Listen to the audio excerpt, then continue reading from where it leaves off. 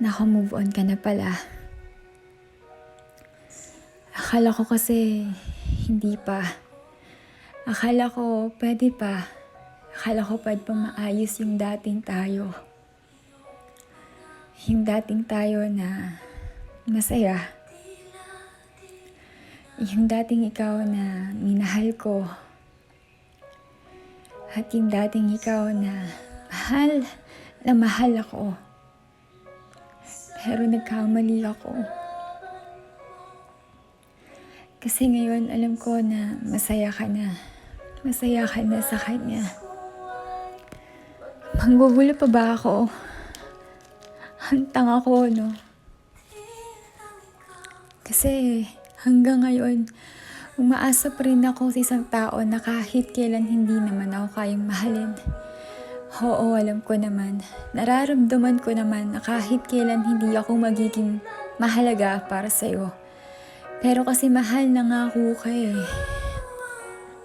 Sabi mo, kahit anong mangyari, walang magbabago. Sabi mo, ako lang.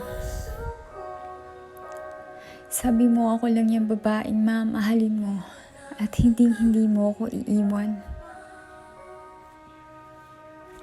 Pero bakit ganun?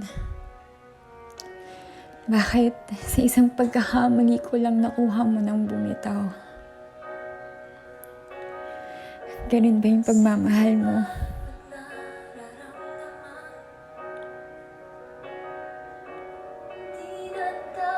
Sana hindi ka na lang nangako para hindi na ako umasa.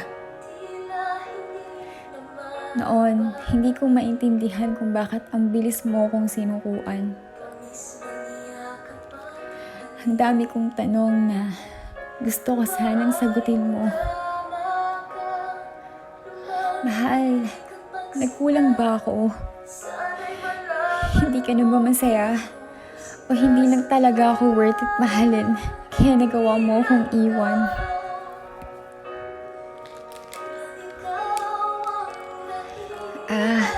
Kaya pala.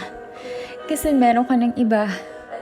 Meron ng ibang nagpapasaya sa'yo. Alam mo, matatanggap ko naman sana eh. Pero ang hindi ko maintindihan, bakit sa dinami-dami ng papalit mo sa akin? Bakit sa kaibigan ko pa?